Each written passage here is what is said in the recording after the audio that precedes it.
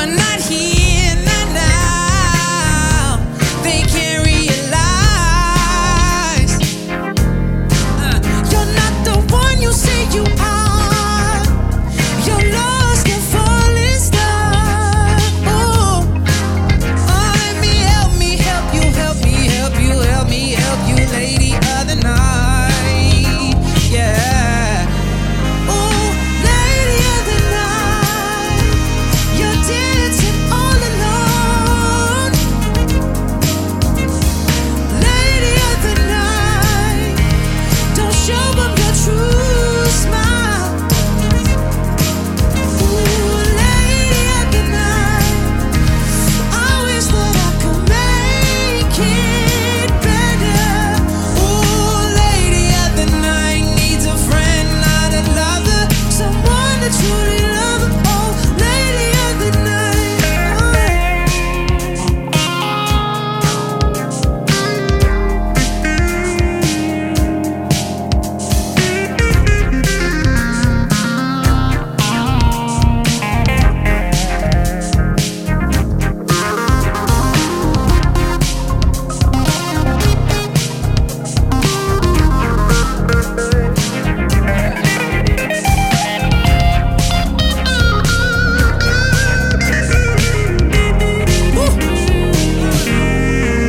Oh, lady of the night, you're dancing all alone.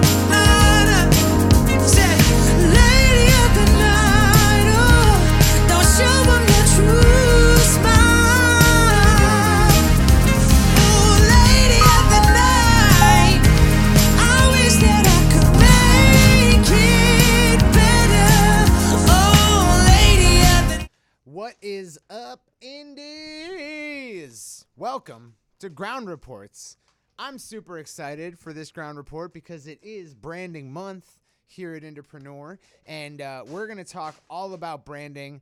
I've got an awesome set of things that I want to cover. So if you're in here, show me some love in the chat. Let me know that you are in here because we're all going to learn a lot today and hopefully have an awesome discussion. I'm just going to give everyone a second to get in. Kenny, did you perhaps post in the group that Ground Reports was today? No. Okay. Can you throw out a post as soon as you get to it?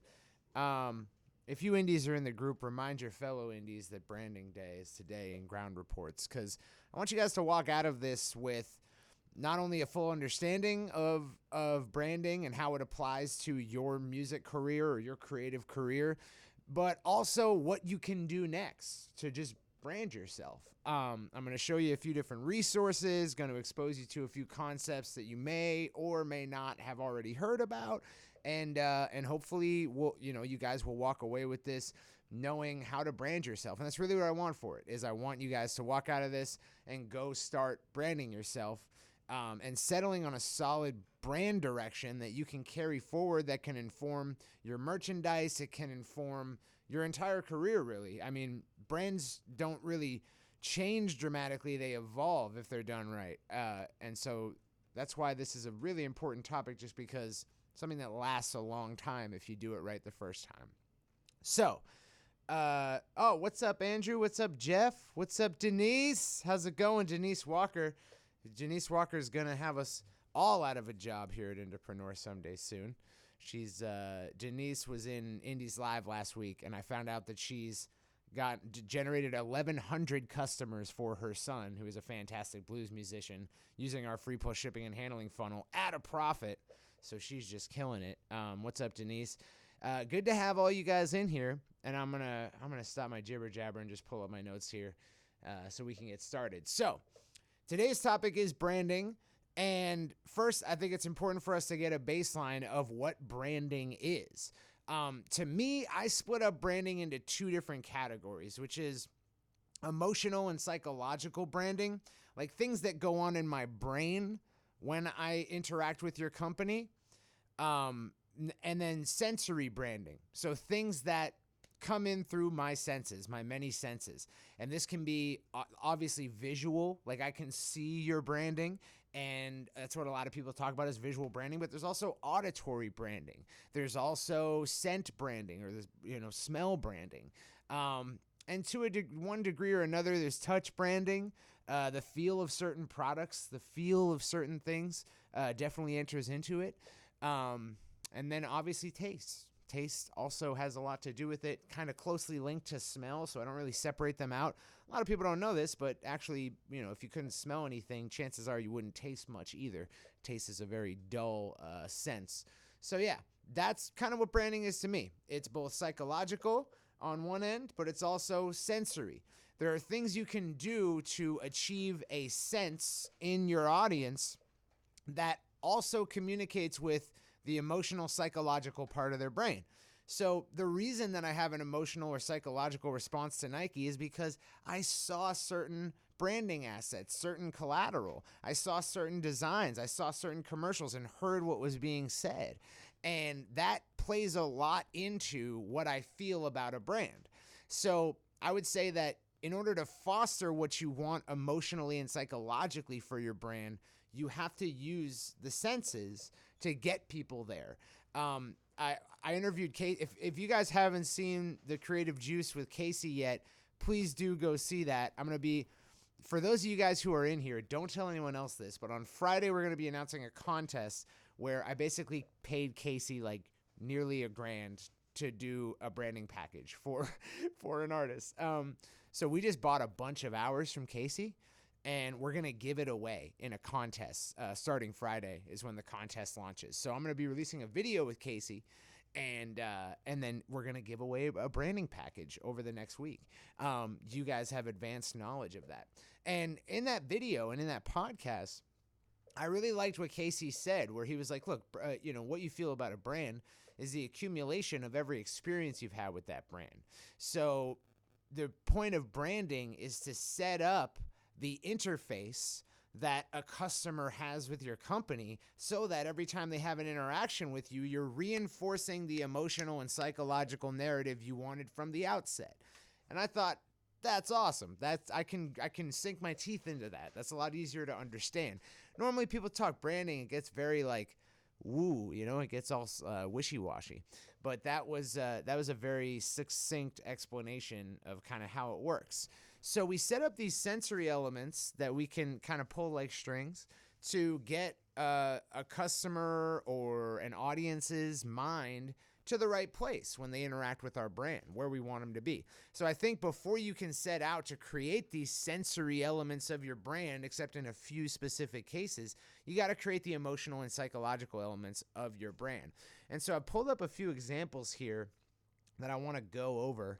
And just if anything happens with my audio or video, or if you guys want to chime in with any thoughts of your own here, anything, just leave it in the chat. And the whole time I'll be kind of checking back in there just to make sure there isn't anything new. So let's transition over to my screen where I've set up a few different ting-tings.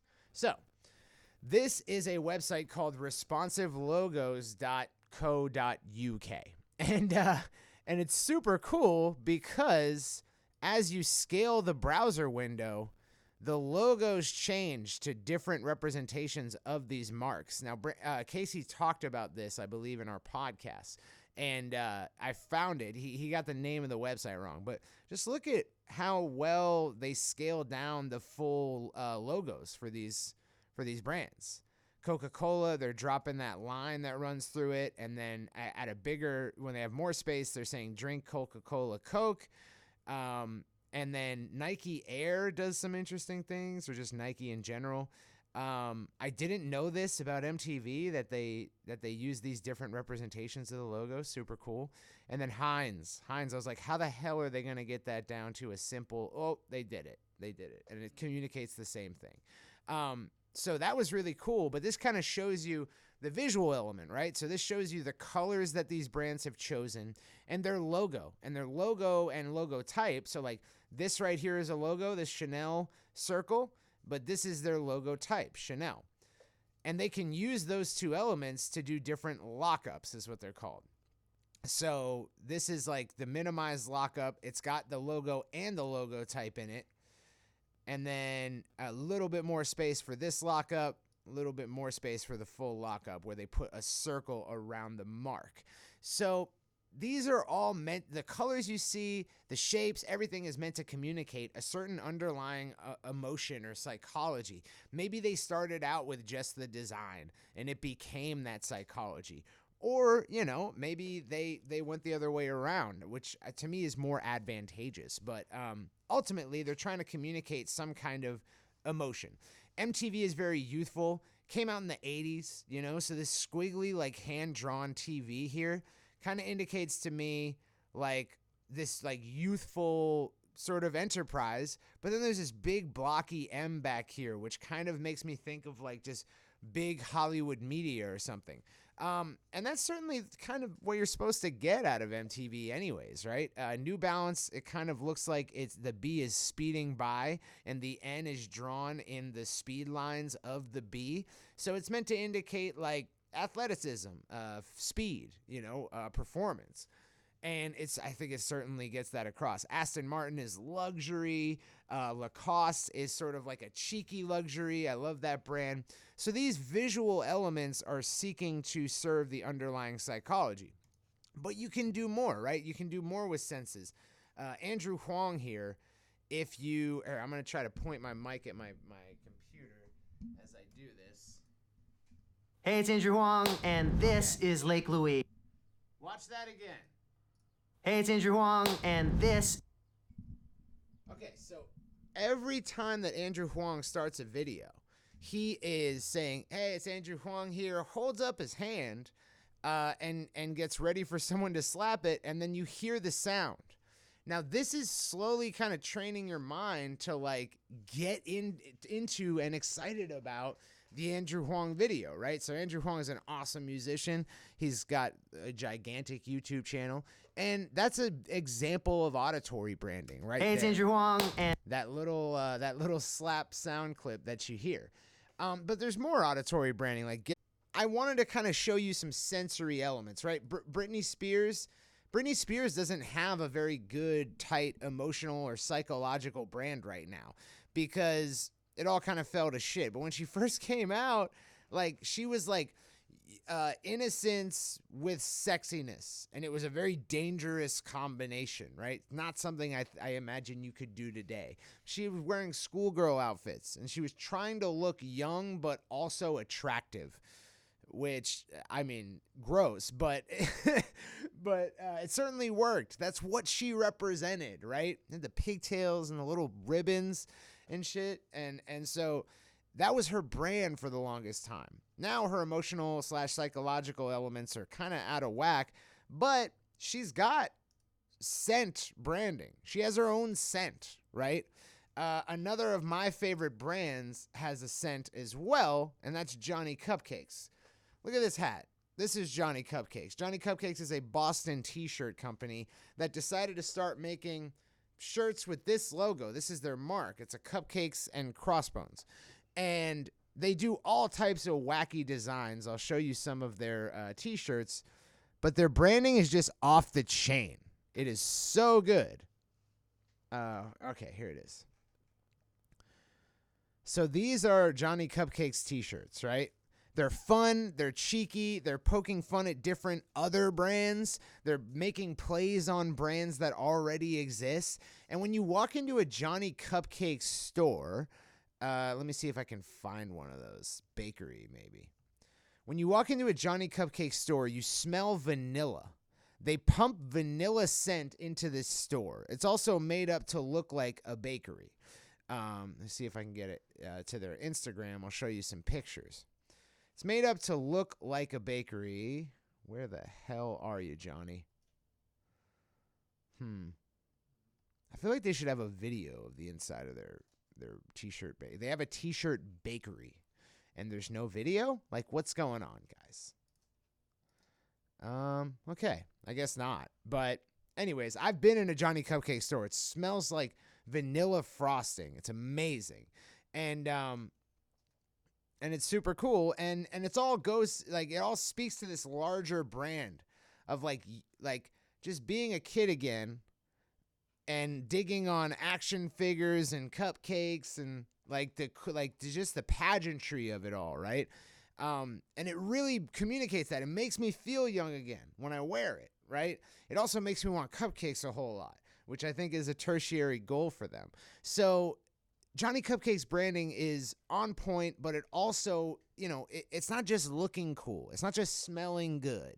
It is communicating this underlying spirit of like playful youth, childhood almost, but like as an adult. So it's like streetwear for adults, but it's making you feel like a kid again. Bathing Ape also does a great job of that, which is another streetwear brand that I love a whole bunch. So I just wanted to kind of show you guys some well put together brands before we continue on. Now that you've seen kind of different branding at play, and I'm going to pull up our branding in a second, let's talk about the emotional / psychological branding, because that's something that's much harder for me to just like do for you. I can't do anything for you. You got to do it yourself. But what I mean is I can't really lead you there. I can't tell you specifically like, oh, do this, and then you'll have your emotional / psychological kind of vision statement and positioning statement. Casey explained on the podcast that a vision statement is sort of like the overall goal, where your brand is headed, right? The future, where the absolute realization of what you're trying to do. That's your vision. Your positioning is just like, what are you doing right now? What irons are in the fire to get you there? Who are you as a company right now that's getting you towards that vision? And I think that's a super simple kind of framework to look at. So what I've come up with in talking to Casey is I think there's 3 questions that can really help you establish your vision and positioning statement, or your emotional and psychological branding. And that is, why are you doing this? Who is this for? And if you are successful, what will be true? If you are successful in the way that you can just stop because everything that you wanted to do has been accomplished and you can just drop dead because, you did it. What is that? For me, like, why am I doing this Indepreneur thing? Well, it's for a multitude of reasons. One of which is that the only friends I've ever known have been creative people, right? So I have a hypervigilance towards creatives.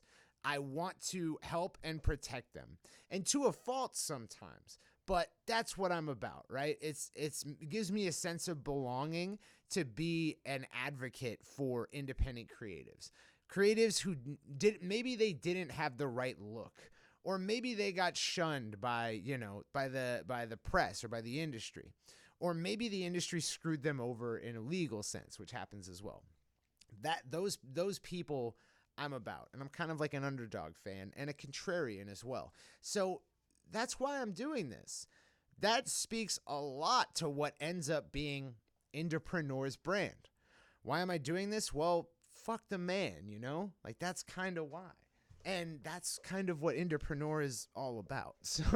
So if you answer that question honestly and you really just put it out there on the stage, I think you're going to arrive at what the purpose of your brand is, what your branding is supposed to achieve in your audience's mind. Who is this for? For Indepreneur, it's independent creatives. That's a wrap, right? It's pretty easy. But, let's say making music, right? I can do it for that. Why do I make music? Because it used to be that, like, I didn't have any friends and I needed something that was like cool about me to get friends, to exist in middle and high school, right? It's like necessary to cultivate my creativity, thus that other people looked at me and said, oh, I can't do that. And I'd be like, yeah, great. I'm cool now. That's what I wanted it for, but that's not true anymore. I'm an adult. So why do I want it now? Well, to be honest with you, there are moments in my life when I'm making music and I get a feeling and I get I'm in a mind state that I literally cannot achieve otherwise. And I've tried nearly everything. I haven't jumped out of a plane yet, and maybe that's it, but it's very difficult for me I don't think I can achieve that feeling otherwise. When I am performing with some of my heroes in town, when they call me up on stage, I feel something that is unique to that moment. And I need to get in that moment as much as I possibly can. Sometimes when I'm having a deep conversation with another creative, it happens too. But it's just like buzzing in my brain. And that's why I do it. I need to feel that feeling. I gotta have it, right? So that's my brand. If I'm a musician, right? Like that's my brand. To a secondary degree, I also really love old records, and I wish that new records came out that sounded like old records. That's another component of my branding, but largely it's that feeling, man. So who is it for? It's for anyone who, like me, digs on the uniqueness and the theater of old records, and also someone who just gets a feeling from music that they just don't get elsewhere. I found out the other day recently that like sometimes if I listen to podcasts too much, I neglect listening to music altogether, and it makes me depressed, uniquely depressed. Like, and I was like, what's wrong with me right now? What, everything's going great in my life. Why am I depressed? It's like, oh yeah, I haven't listened to music in like 3 weeks. And as soon as I did, I felt better. So the good thing about music is that when it hits, you feel no pain, right? That's what Bob Marley said. That's kind of my music branding. It's a little vague, and I could get more specific with it by layering the soul component over it and the blues component. But ultimately, that's what it's for. If I'm successful, what will be true? I will be able to play music every day and every night. I'll be able to work on it full time, and because I want to have that feeling as much as possible. That's what will be true. And the sounds of yesteryear will make a resurgence. They'll come back, right? In a meaningful way, not in like a retro referential kind of way. So that's my brand. That's what I'm trying to communicate emotionally. I'm trying to, with every component of my brand, show people that like the feeling that I get from music, right? To recreate that for people in their minds. And there's all different kinds of creative ways we could spin off to do that. Certain colors can convey that intenseness. Certain colors and certain grains and textures visually can convey the old soul or the dirty records kind of component of it. So going through those thought experiments is super helpful. Helpful for me right now. I didn't prepare that. I just answered those questions, and I think I got a pretty good idea of what my music brand is like. So why are you doing this? Who is this for? And if you are successful, what will be true? If you can get that down, I think you can write a pretty badass vision and positioning statement. So we got vision and positioning statement. We got those 3 questions. Now I think we're in a good place to talk about the sensory elements of your brand. So we'll start with the obvious ones, which is visual. So I'm going to pull up Indepreneur's branding that Casey delivered to me way back when. Is this making sense so far, guys? I hope it is like, I'm doing my best to convey this info dump that I've gotten from Casey over the last couple of months, and I'm really just trying to give you a clear conceptualization of it, and I don't want the curse of knowledge to take hold where it's like, I've learned these things, and now I'm not communicating them in a way that's, palatable for someone who hasn't been buried in it. I hope I'm communicating it in that way, so just let me know. Let me know if I could tone down certain, like, buzzwords or anything like that. Okay, so here is the branding package that Casey delivered for us. I'm going to screen share right here. And then see if I can get like extra large icons. Very cool. So what you're seeing right here is, first of all, the mark. This is the logo. That's the logo mark. And this is the logo type. So this is the font and the letter spacing and the kerning that Casey chose to represent our brand. And then here's different lockups of it. So this is a square lockup if we need to put it in a place where a square is appropriate. We could just use the mark, but we also have a square lockup with both the mark and the logo type. Then we have a horizontal lockup, which is also helpful. Now, I don't exactly remember if Casey sent us. I think we just had a conversation with Casey and we kind of described to him exactly what I just described to you guys before, and he came back with a few different conceptual pieces, like things that we might be able to use. And then I'm going to try to find those as well, actually. So give me 1 second.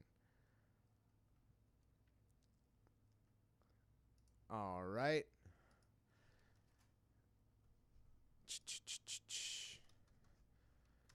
CT Schumacher. That's my guy. Yeah, here it is. This is so cool. So this is what the different iterations of what the Indepreneur logo might have been, right? I saw this one, and I was like, I like the little guy in this one, but I like this one a little bit better, and I really just want this arrow to be separated, like a viewfinder, you know? And then this is what he came up with, you know, this mark right here.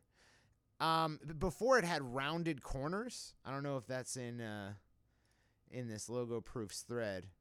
Yeah, this is what he came back with. Different logo types that we could choose from. I really like this one. This is the one I ended up choosing, but he gave us different options. I kind of liked this one. I also kind of like this one, but it seemed a little bit too just fuzzy, you know? It's just like very round. This one's cool. This one ended up actually being the Full Stack Creative logo type font. Yeah, this one's cool too. And then we came back to him and he gave us this, and I think that's the final mark right there. So yeah, isn't that cool? Like you see the evolution of Casey's work going through this.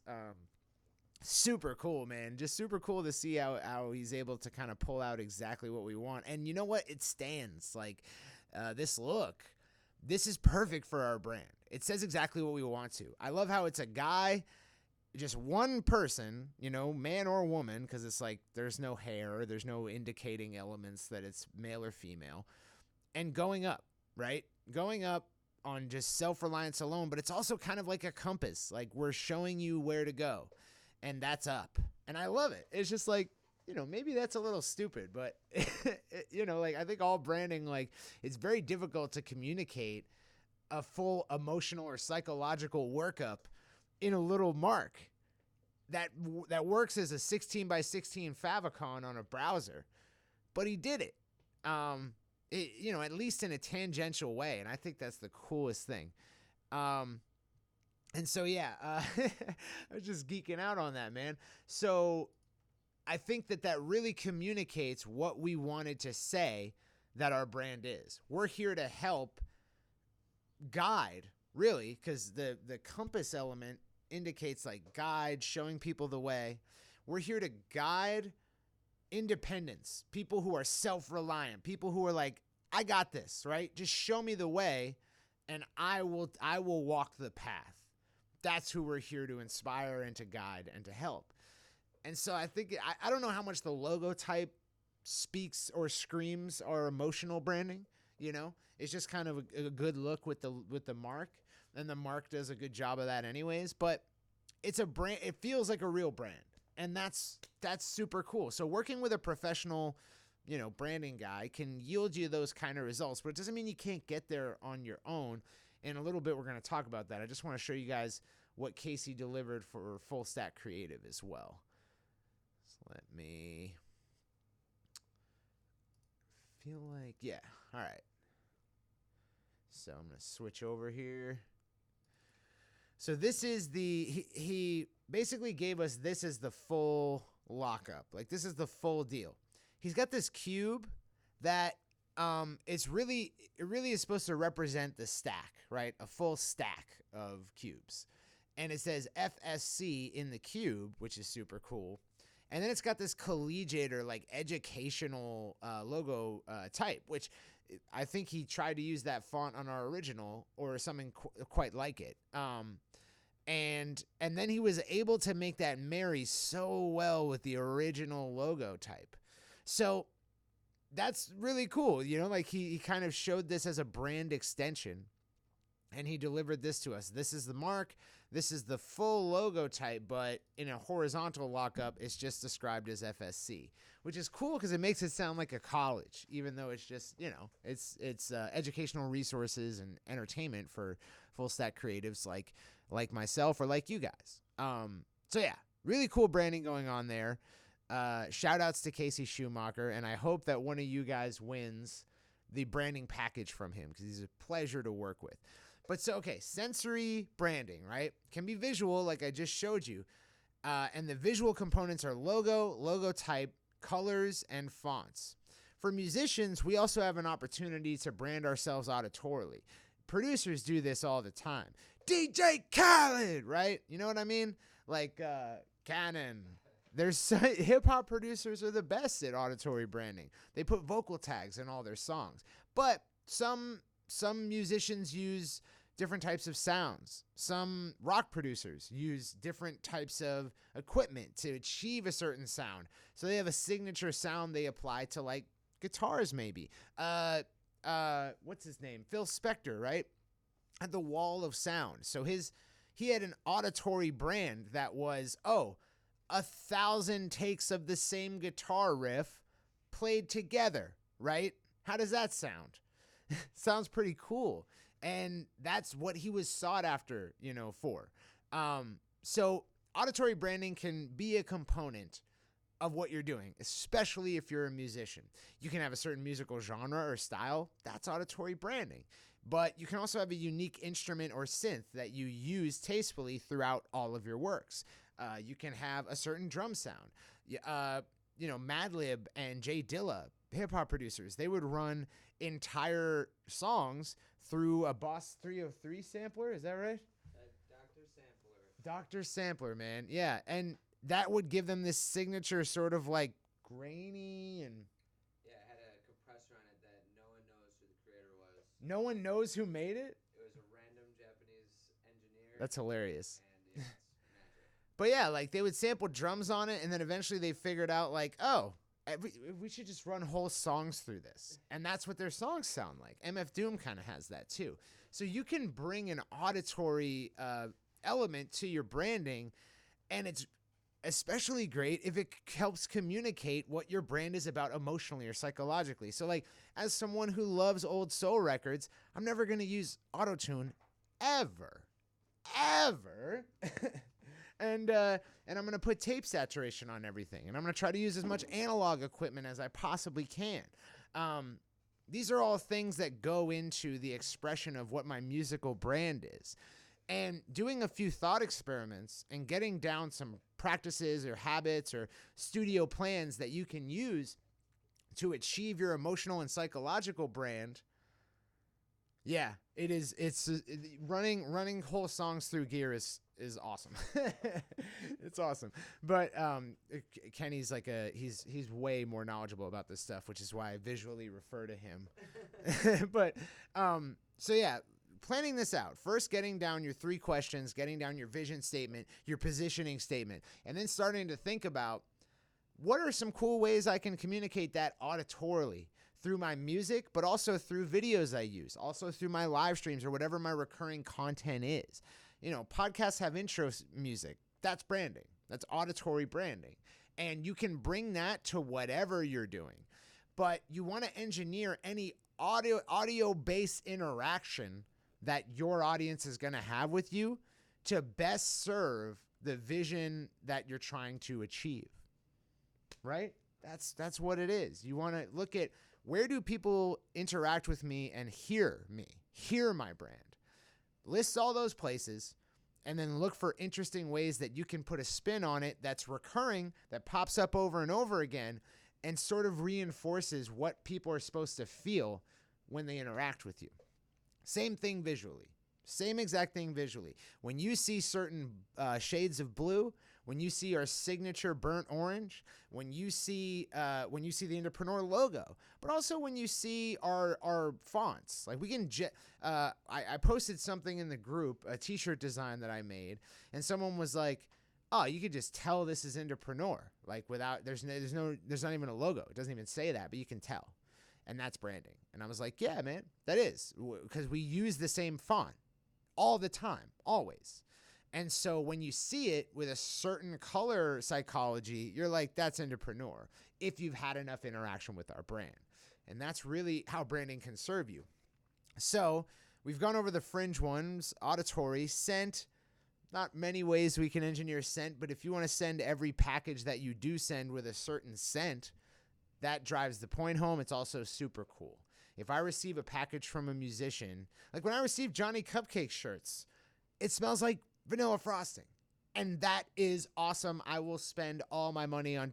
Guys, I don't spend a lot of money. I don't spend money on things that aren't business related, like gear. Like, that's all I spend money on. But Johnny Cupcake shirts, they got me. I'm a sucker. They got me. And it's all because of the branding. And that vanilla scent is literally icing on the cake. Literally icing on the cake. So if you want to go that extra mile with what you're doing with your packaging and your fulfillment, by all means, at the shows, you can do it. But it's not the most important. I think the most important, especially for musicians, is going to be visual and auditory. Certain feels, right? What you choose for your materials when you print t-shirts, that's super important. It's more important than people realize, because people are going to feel that maybe every week. And what does it feel like to wear your t-shirt? That can be important psychological reinforcement for what you're trying to communicate. If I'm a luxury, if I'm high class musicianship, right? Like Esperanza Spalding or something like that. I want to get really nice quality t-shirts that probably have a cut that you just can't buy. Like, you don't get it anywhere because everyone else is buying like Anvil and American Apparel and all this other stuff.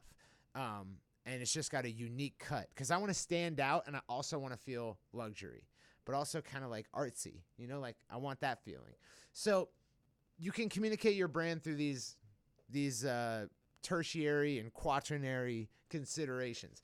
So let's talk about the elephant in the room, the visual branding, right? There's 4 components that you need to settle on. Your logo and your logo type, lockups for those two so that they look good together, they marry well, and you have different lockups for different scenarios. And then also colors and fonts. Now, the colors and fonts are way easier to me than logo and logo type. Now, a branding guy like Casey Shoes, he's going to be like, don't half-ass either of them. Casey Shoes. But I chose the Indepreneur colors. I think it stands the test of time. I chose our signature fonts that we use. I think that stands up pretty well and marries well with our existing mark. So if you're broke as a musician and you don't want to spend the money, then you can start to eke out your brand by choosing colors and fonts. And I want to show you guys what I used to do that. So let's pull this up here. So the first thing that I want to show you is a site called Paladon.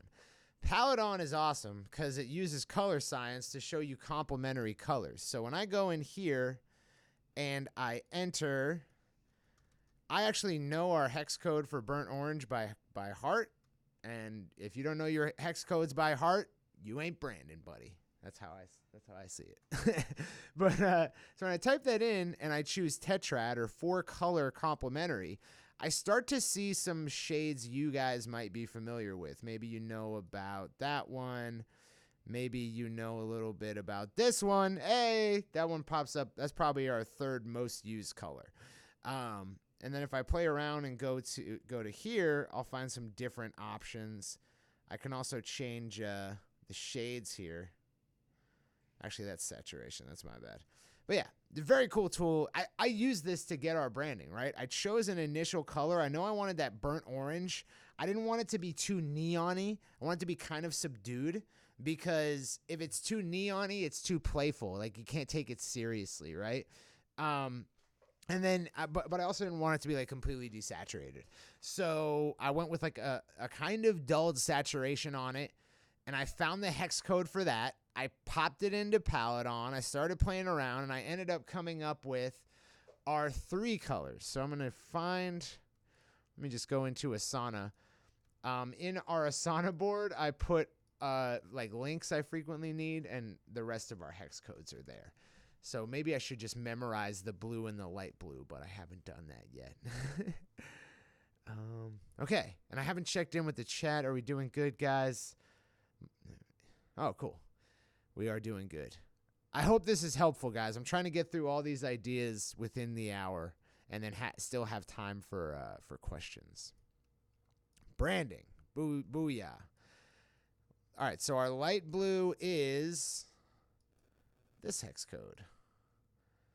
And there's some complementaries for that. You can kind of see how it like knocks it into a whole other category when I do that, because it's a pastel. Because it's got the muted color, and then blues are complementary, and that's a shade of that blue. So it ends up being kind of pastel-y, kind of Eastery. Here, let me find the last one, the dark blue. Here it is. Bam, 272F3A. Got to remember that as well. And then here's our dark blue. It's also desaturated. It's also more serious. I want you to know that we're not just a couple of jackasses, right? Or I guess now a gang of jackasses. But so I didn't want it to be too playful, but I wanted to communicate, that the educational colors, right? Like these don't really go together as collegiate colors in the way that like you wouldn't see a college representing these, maybe. But they both stand alone as educational colors. So with that said, let's talk about color psychology. Now, depending on what source you look at for this, you're going to get a million different interpretations of what different colors mean. So for instance, here on Wikipedia, it says yellow means competence and happiness. I think that's pretty true, but it's also used in a lot of brands that aren't necessarily they don't necessarily have to communicate that, right?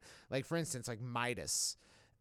Midas, you might need competence because they're brakes, but like you want more like safety, which I think yellow communicates pretty well. But also like genius.com or the lyrics website, right? They're yellow. And like like they're about, I don't know how to describe their brand, but it's sort of like the behind the scenes of music, period. Like that's what it is now. They give you breakdowns of what lyrics mean. They interview artists about certain lyrics. Like they're all about the behind the lyrics kind of thing. So, investigativeness, knowledge, learning, like it's not in this yellow column here. So, brands use these colors in different ways, and you can't always go off the color psychology. But I think a good barometer is like, does it make sense that color communicates that to you? That's all that matters, because you got to live with it every day. Your audience only sees it in passing interactions with your brand and your assets. You see it every day. You need something that makes you feel like, you know what? This is a badass brand, right? When I look at Indepreneur, I'm like, good job not going too neon with it, Kyle. Good job. You look like serious people. You look like a real brand. So I made that decision, and I'm happy with it. Like, don't trust the color psychology of some blog article over your own. And that's kind of my advice there. But using color psychology research can help. Can definitely help. Like, I know that orange is an educational color because I read it in an article, and then I saw like 20 brands that are about online education that use orange. I was like, you know what? Maybe it is. So verify it, check it against your own feelings, and use color psychology to eke out what your brand should be. And it all goes back to those three questions. It all goes back to that vision and positioning statement, understanding what you want your brand to be about because of your answers to those questions. And Casey said an interesting thing either in our podcast interview or in our video we did, where he was like, look, for musicians, you might want to take a little bit of the branding advice with a grain of salt, because most branding experts are going to tell you, think about your target audience and think about what they want when considering your vision and your positioning. And for musicians, that's not necessarily true, because we don't solve kitchen sink problems. Kind of like we always say here, like we don't go out to target consumers and solve their issues around a certain product. we get fans. We build an audience of people who dig kind of what we're about. Like, very few artists are out there faking the funk entirely just to get fans. Some people do it, but it's not very common. Like, generally people are who they are, just an exaggerated version of that. And so I think it's safer to go with your gut when it comes to this color selection kind of stuff. You can use sites like Paladon to help you get there. You can play around with the sliders. You can dial in your hue, your saturation, and dull the colors. You can make them more vibrant. And then you can find complementary colors with the click of a button. And if you just get down a primary and a secondary, you're off to the races. Usually brands have a primary, maybe a secondary, and then they're using shades of white and black, grays, right? White, black, and grays, and then their primary color. Some brands have, primary and secondary and then shades of all that. So that's kind of what we do. We use our burnt orange, our dark blue, and then grays and whites. We don't use a whole lot of grays, actually. So we're mostly orange, blue, and white. And then we use shades within the blue spectrum. We don't use shades of orange because it confuses. To me, it's like if I use shades of orange, I'd be confusing the main thing, right? Like, we don't need to skew that. Because if I go too dark on the orange, it starts to look brown. If I go too light, it starts to look peach. And those, to me, communicate entirely different things than our main color. So I was fine with playing with the shades of blue, not fine with playing with it on orange. I really don't like putting grays in our stuff. I mostly use just stark white. So that's kind of explains how I arrived at it, and I only use Paladon. Now, let's talk about fonts. There are one or two types of fonts that you're going to want to find, and within that, there's one or two. So you need typically a header font and a body font because most collateral is on the web these days. And so you need to be thinking about what fonts am I going to use on the web when I have the option. Also for flyers, also for album covers, also for graphics. If you have a consistent font look, you'll be building a lot more brand equity, which is just accumulated interactions with your brand that drive home the narrative of your emotional and psychological brand, what you want to convey. So brand equity is like you get more and more instances of people, oh, I saw that graphic. Oh, I watched that video. Oh, I heard that song. And the branding's getting driven home. It's building brand equity in that person's mind. And so, with fonts, a lot of the brand equity is going to be built on the web these days. And if you want that to be consistent, you're going to want to choose fonts early. Now, on the web, you can't use every font. You can't just, load up custom fonts from all your favorite font foundries and use them. Most people's browsers won't render outside of like 8 fonts. So you need to choose web-safe fonts. Now, Google made our lives a whole lot easier. I think it was about like 6 or 7 years ago, they did a font project and created Google Fonts. And since like all of the web is driven by Google these days, including the browsers, so most people's browsers experiences in Chrome, if not the browsers built on Chromium, which is Google's open source iteration of Chrome. So if you're using Firefox, you're essentially using Chrome. If you're using Internet Explorer, you're pretty much using Chrome, which means that Google Fonts will render.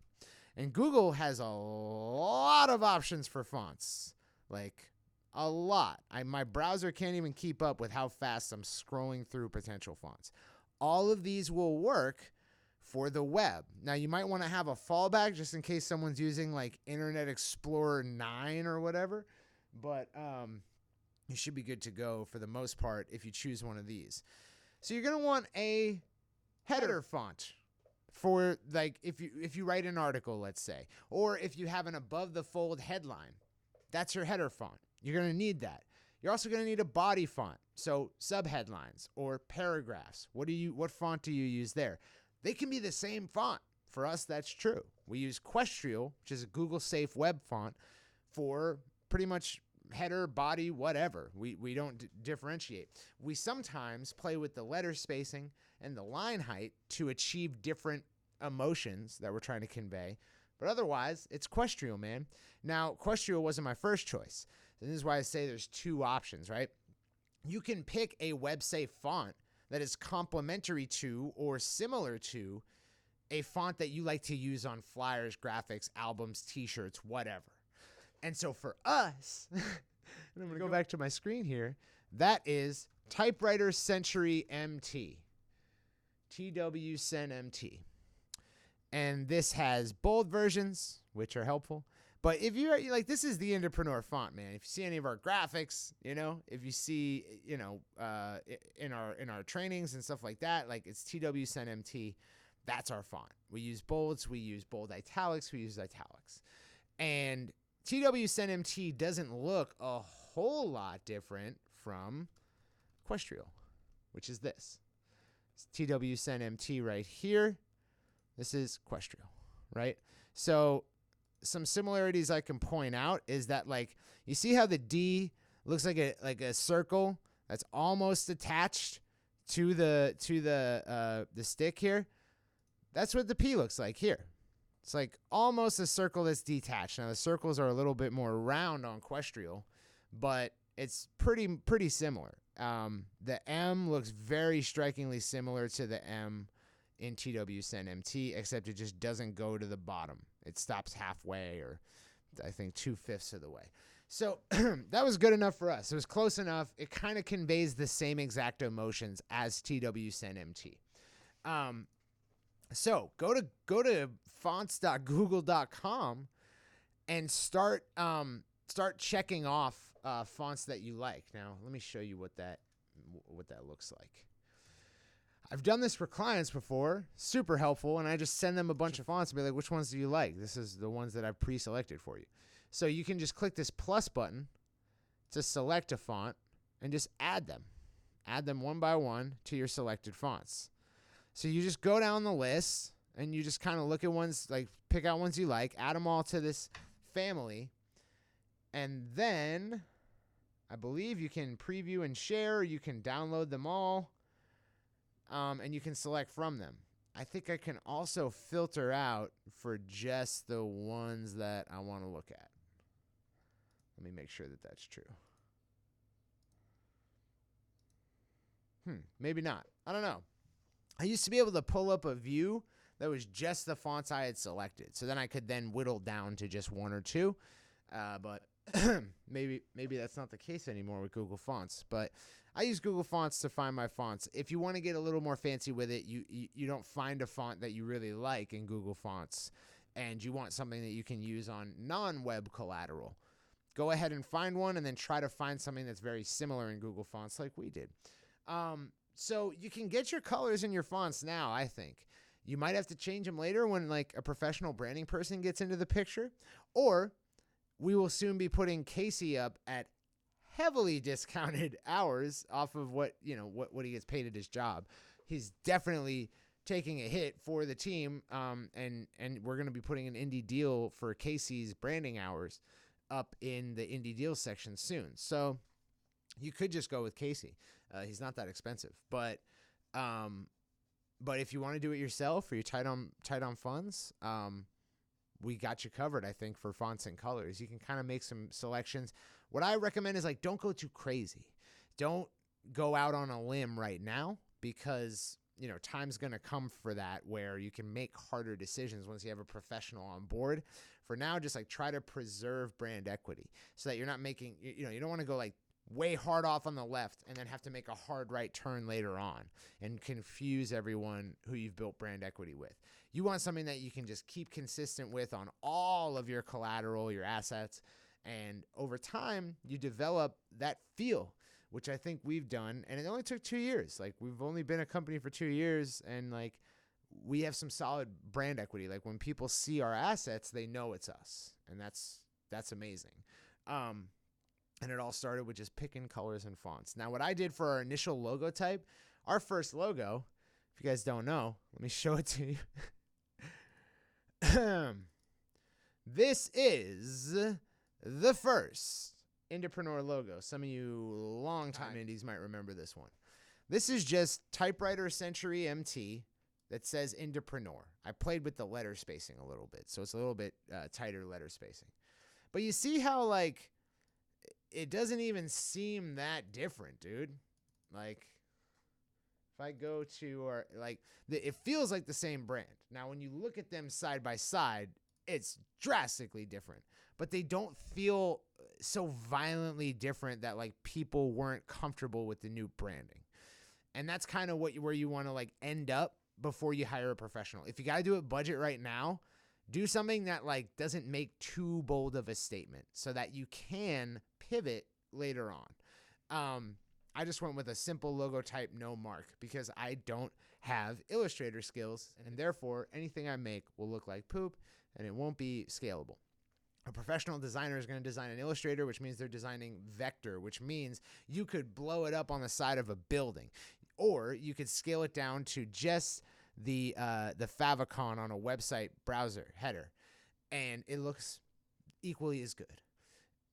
Normally, when you render out like a JPEG or a PNG file and you try to expand it or blow it up, it's going to get pixelated. And so that's why people work in Illustrators to create vectors.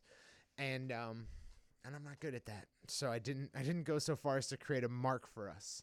I recommend that you do the same. If you're not particularly well versed in any illustration technology, if you don't know a whole lot about graphic design and what's pleasing to the human eye there, I would go with a designer. And you can get a full brand ID, logo type, colors, fonts worked up. Obviously, like, you probably want to shoot for like less than $1,000. You could go higher than that. Certainly major record labels do, and then charge it to the game, aka the artist. But I don't recommend that for any particular indie, because we got this for less than $1,000, and it's amazing. So those are my recommendations. So right now, what you can do, leaving here, and there's room for questions, so leave your questions now, and I'll get to them right after this. But what you can do, leaving here, is ask yourself the 3 questions, and I'm going to pop them up right here. Why are you doing this? Who is this for? And if you are successful, what will be true? Answer those and record your answer and listen to it or transcribe it or write it down. And then try to shave that down or sculpt it into a vision statement, which is your long-term kind of, what will it look like when we get there? What are we trying to achieve long-term with our life, with our whole career, right?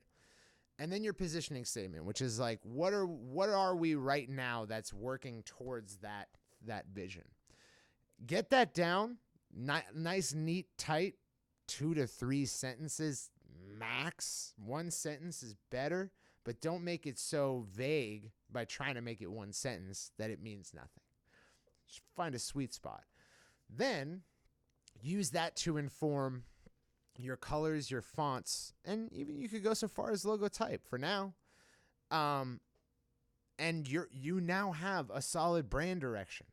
Now, soon, we're going to be, actually on Friday, we're running the contest. So you can enter the contest to win a free branding package from Casey, or you can hire Casey when the deal goes live in the Indie Deals section. I hired him twice, so I highly recommend it. And that's it, guys. Got through it. I got through everything I wanted to say. So I'm going to leave a little bit of time for questions. And if you guys don't have any questions, or once I answer those, I'm going to get on out of here. I hope this was helpful for everybody. I hope you learned something today, and I hope that I see a whole lot more consistent branding out there. I hope I see some super brands in the group, because it would look nice if all of us had our own, like costume, like we were superheroes. We had our logo, we got our costume, our colors. That's what I want in the indie group. I want it to be like the Avengers, right? So this is me trying to get to that reality. I see here Carol has a question for us, but I'm going to leave that. I'm going to repost it for next week because it isn't pertaining to branding. Well, I'm not seeing any questions from you guys. Now, that might be a delay from me, or it might not. Give it a little bit longer, and then I'm going to skedaddle because I do have some chicken fingers to eat and some videos to edit, guys. You do. I do. I worry that somehow Andrew Foshi, what would you suggest to an indie musician with a modest fan base, 1200 FB, 850 IG, that's about to completely rebrand, aka new name, new visuals, etc.? I wouldn't make okay, so here's what I would do. I would not make a big deal about it while making a big deal about it. What I mean by that is that I wouldn't tell anyone, oh, new brand, right? But I would do just an absolute hellstorm of new media that gets the ball rolling on that brand equity. So roll out the new brand in a new channel or a new page header on your FB, new IG grid, maybe, that's kind of displaying that brand direction, new name, and then roll out several pieces of content in a concerted, scheduled effort, like across 2 weeks or across a month, that kind of conveys that brand. Right now, we're kind of pushing. I wouldn't make all new socials. Nah, I just change the old socials. For IG, I mean, obviously, I think you got to change the name. Pretty sure, but if you don't have to, don't recreate any. If you do have to, do, because you could get back that amount of fans pretty quickly with a solid brand direction and like an album launch campaign or a fan finder. You get back there pretty quickly. And I would just put out media. Right now, we're nudging Dukes' brand towards film photography. So you guys might have seen a video I did with Dukes about how he takes film photographs and how he sold out of them during his album launch. And I want to use that to really play up the artsiness of his brand. Because he does very tasteful stuff, both on film and musically and with video. So what we've decided to do is we're going to launch the brand by doing some recurring content. Every week, Monday, Wednesday, and Friday, he's posting 3 times on Instagram. Monday is 3 film photographs. Wednesday is 2 film photographs and a new minute-long production done to video. There's a video of him producing, working with other singers, working with himself as a singer and a producer. And then on Friday, he drops another 3 photographs, and that completes the grid. Soon we're going to be running traffic to those minute videos. And when people go to his page, they're going to see a consistent brand of 9x9 grids and a format to follow. Come back here every Monday, Wednesday, Friday, and we'll build more brand equity, right? So I would make a plan to start reinforcing the brand as quickly as possible with a concerted, scheduled content release. But you don't have to talk about it. Don't talk about that it's rebranding. Just kind of drop it on people and get them excited about it. I'm an EP recorder, and I'm currently making music videos for the first 2 singles. Awesome, man. Yeah, roll out the branding. I'd also, if you're working with a video person, get them to take a look at the new branding, your colors, and get them to really bring out those colors in the color correction or color grading of your video edit. And that will help reinforce the branding as well. I think that'd be dope. Yeah, guys. Well, we had a pretty successful, action-packed ground report. I haven't talked this much in a ground report. I haven't actually done a ground report in a long time, but it's pretty crazy. Pretty crazy. Yeah. Hey, guys. Thank you so much for joining me here on Ground Reports /INDIESLIVE for this Wednesday. I hope you guys enjoy the rest of Branding Month. I sincerely hope someone in here wins the branding package from Casey, and we'll be announcing that on Friday. And if you're in the group later today and you feel so spry, tell people about this session. Tell people something you learned from this session. Tell people, what you're going to do that you learned from this session, or questions or discussion topic. Anything that you can post in the group about this session is helpful, because it'll make people feel like, oh, I'm an idiot. I don't want them to feel like an idiot, but they'll just say, oh, I should have gone to or should watch ground reports, because it's one of the main points of value of being an indie pro, in my opinion, and not a whole lot of people use it. So the more that people post in the group about it, it helps people come here more. And I'm sure people would have had other great questions I could have answered. We could have learned more, but they're not here. Sad. It's sad. Sad Sad day. Guys, I'm going to eat some chicken fingers. You guys are lovely. Thank you so much for joining me on this Wednesday. I hope you guys have a great rest of your day. Oh, and post your branding assets if you get them down. Colors, fonts, I want to see it all. Can't wait. Peace out, y'all.